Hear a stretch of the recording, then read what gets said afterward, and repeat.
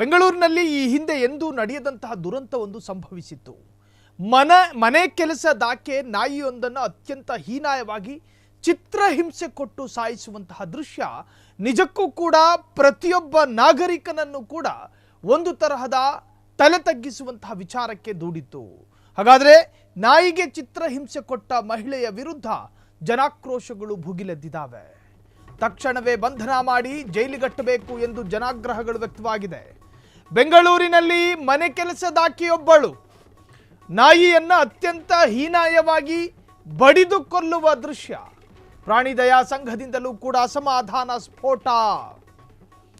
ಏನು ತೊಂದರೆ ಕೊಡದ ನಾಯಿಗೆ ಇದೆಂತಹ ಶಿಕ್ಷೆ ಎಂದು ನೆಟ್ಟಿಗರು ಅಳಲು. ಪ್ರಾಣಿ ಹಿಂಸೆ ಅಪರಾಧ ಆಗಿದ್ದರೂ ಕ್ರಮ ಯಾಕಿಲ್ಲ? ಬಟ್ಟೆ ಒಗೆದಂತೆ ನಾಯಿಯನ್ನ ಹೊಡೆದು ಕೊಂದಿದ್ದ ಪಾಪಿ ಮಹಿಳೆ. ನಾಯಿಗೆ ಚಿತ್ರಹಿಂಸೆ ಕೊಟ್ಟ ಮಹಿಳೆಯ ವಿರುದ್ಧ ಆಕ್ರೋಶಗಳು ವ್ಯಕ್ತವಾಗಿದೆ. ತಕ್ಷಣವೇ ಬಂಧಿಸಿ ಜೈಲುಗಟ್ಟಬೇಕು ಎಂದು ಜನಾಗ್ರಹ. ಪ್ರಾಣಿ ದಯಾ ಸಂಘದಿಂದಲೂ ಕೂಡ ಅಸಮಾಧಾನ ಸ್ಫೋಟ. ಪ್ರಾಣಿಗಳನ್ನ ಬಡಿದು ಕೊಂದರೆ ಕಾನೂನಿನಲ್ಲಿ ಶಿಕ್ಷೆ ಇಲ್ವಾ? ಖಂಡಿತವಾಗ್ಲೂ ಇದೆ. ಪ್ರಾಣಿಯನ್ನ ಚಿತ್ರಹಿಂಸೆ ಕೊಡುವುದು ಮತ್ತು ಅದರ ಸ್ವಾತಂತ್ರ್ಯಕ್ಕೆ ಧಕ್ಕೆ ತರುವಂತಹದ್ದು ಇವೆಲ್ಲವೂ ಕೂಡ ಅಪರಾಧ.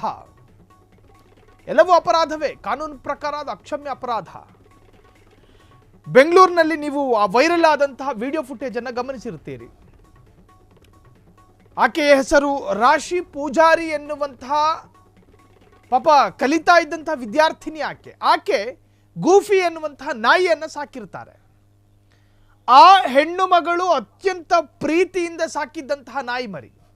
ಆಕೆಯ ಫೇಸ್ಬುಕ್ ವಾಲ್ನಲ್ಲಿ ಬರ್ಕೋತಾಳೆ, ನಾನು ಕಾಲೇಜು ಮುಗಿಸಿ ಮನೆಗೆ ಬರುವಾಗ ನನ್ನನ್ನು ಮನೆ ಬಾಗಿಲಿನಲ್ಲಿ ಕಾಯುತ್ತಿದ್ದಂತಹ ನನ್ನ ಗೂಫಿ, ನಾನು ಊಟ ಮಾಡದೆ ಯಾವುದೇ ಕಾರಣಕ್ಕೂ ಊಟ ಮಾಡದೆ ಕಾಯುತ್ತಿದ್ದಂತಹ ನನ್ನ ಗೂಫಿಯನ್ನು ಅತ್ಯಂತ ಹೀನಾಯವಾಗಿ ಹೊಡೆದು ಕೊಂದಿದ್ದಾಳೆ ಪಾಪಿ ಅಂತ ಹೇಳಿ ಆಕೆ ಫೇಸ್ಬುಕ್ನಲ್ಲಿ ಬರ್ಕೊಂಡಿದ್ಲು.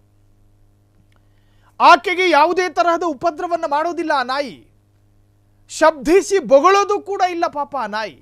ಮೂಕ ಪ್ರಾಣಿ, ನಾಲ್ಕಾಲಿನ ಜಾನುವಾರನ್ನು ಅತ್ಯಂತ ನಿರ್ಭಾವುಕ ಹೃದಯ ಆಕೆಯದು. ಅದರ ಏನು ಕುತ್ತಿಗೆಗೆ ಲಾಕ್ ಆಗಿದ್ದಂತಹ ಚೈನನ್ನು ಕೈಯಲ್ಲಿ ಬಿಗಿಯಾಗಿ ಹಿಡ್ಕೋತಾಳೆ. ತನ್ನ ಕೈನ ಸಾಧ್ಯಾಂತ ಶಕ್ತಿಯನ್ನ ಪ್ರಯೋಗ ಮಾಡಿ ಆ ನಾಯಿಯನ್ನು ನೆಲಕ್ಕೆ ಬಡಿತಾಳೆ. ರಕ್ತಸ್ರಾವದ ಆ ದೃಶ್ಯ ಇದೆಯಲ್ಲ, ವಿಡಿಯೋದಲ್ಲಿ ಸರಿಯಾಗಿ ಕಾಣಿಸದಿದ್ದರೂ ಕೂಡ ಆ ಬಿಲ್ಡಿಂಗ್ನ ಒಂದಷ್ಟು ಜನ ಅವರವರ ಅಭಿಪ್ರಾಯಗಳನ್ನು ಹೇಳ್ತಿರ್ಬೇಕಾದ್ರೆ ಹೇಳ್ತಾ ಇದ್ರು, ಅದರ ರಕ್ತ ನೆಲಕ್ಕೆ ತಾಗದೆ ಚಿಮ್ಮಿತ್ತು ಅಂತ. ಅಂದ್ರೆ ಅಷ್ಟು ರಭಸವಾಗಿ ಆಕೆ ಬಡ್ದಿದ್ಲು ನಾಯಿಯನ್ನ. ಕೆಲವರು ಹೇಳುವ ಪ್ರಕಾರ ಈ ನಾಯಿ ಈಕೆಗೆ ಯಾವ ಉಪದ್ರವನ್ನೂ ಕೂಡ ಮಾಡಿರಲಿಲ್ಲ. ಆ ಹೆಣ್ಣುಮಗಳು, ಈ ನಾಯಿಯನ್ನ ಸಾಕಿದ್ದಂಥ ಹೆಣ್ಣುಮಗಳು, ಆಕೆ ಸದಾಕಾಲ ಆಕೆ ಇಲ್ಲದೆ ಇದ್ದಂತಹ ಸಂದರ್ಭದಲ್ಲಿ ಜಾಗಿಂಗ್ ಅನ್ನ ವಾಕ್ ಮಾಡಿಸ್ಬೇಕು ಈ ನಾಯಿನ. ಅದಕ್ಕೆ ದಿನನಿತ್ಯ ಈಕೆ ಹೋಗಬೇಕಾಗಿ ಬಂದಿತ್ತು. ಮನೆ ಕೆಲಸದ ಆಕೆ ಡೈಲಿ ಈ ನಾಯಿನ ಕರ್ಕೊಂಡು ಹೋಗಬೇಕಲ್ಲ, ಅಲ್ಲಿಂದ ಹೋಗಿ ಇಲ್ಲಿಗೆ ಬರಬೇಕಲ್ಲ. ಇದೊಂದು ತಾಪತ್ರೆ. ಈ ನಾಯಿ ಸತ್ತು ಹೋದ್ರೆ ಚೆನ್ನಾಗಿರುತ್ತೆ, ವಾಕಿಂಗ್ ಹೋಗೋದು ಕೂಡ ತಪ್ಪುತ್ತೆ ಅಂತ ಹೇಳಿ ಬಡಿದುಕೊಂಡು ಗೊತ್ತಿಲ್ಲ. ನಿಜಕ್ಕೂ ಆಕ್ರೋಶಗಳು ಸ್ಫೋಟಗೊಂಡಿದೆ. ನಾಗರಿಕ ಸಮಾಜ ಇದನ್ನ ಸಹಿಸೋದಕ್ಕೆ ಸಾಧ್ಯ ಇಲ್ಲ. ಪ್ರಾಣಿ ದಯಾ ಸಂಘ ಈಗಾಗಲೇ ಅದರ ಪ್ರಾಸೆಸ್ ಅನ್ನು ಮುಗಿಸಿರ್ಬೋದು. ಅವರು ಕೂಡ ಕಂಪ್ಲೇಂಟ್ ಕೊಡೋ ಎಲ್ಲ ಪ್ರಯತ್ನದಲ್ಲಿ ಇರ್ತಾರೆ.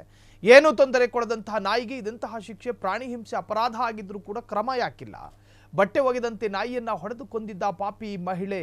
ಕಾಡು ಪ್ರಾಣಿಗಳನ್ನ ಕೊಂದ್ರೆ ಮಾತ್ರ ಜೈಲು ಶಿಕ್ಷೆನಾ? ನಾಡ ಪ್ರಾಣಿಗಳನ್ನ ಕೊಂದ್ರೆ ಜೈಲು ಶಿಕ್ಷೆ ಇಲ್ವಾ ಅಂತ ಹೇಳಿ ಜನಾಕ್ರೋಶ, ಪರವಿರೋಧ ಚರ್ಚೆಗಳು ಕೂಡ ಈಗ ಈ ಒಂದು ವಿಚಾರ ಅಥವಾ ಘಟನೆ ಕಾರಣವಾಗಿದೆ.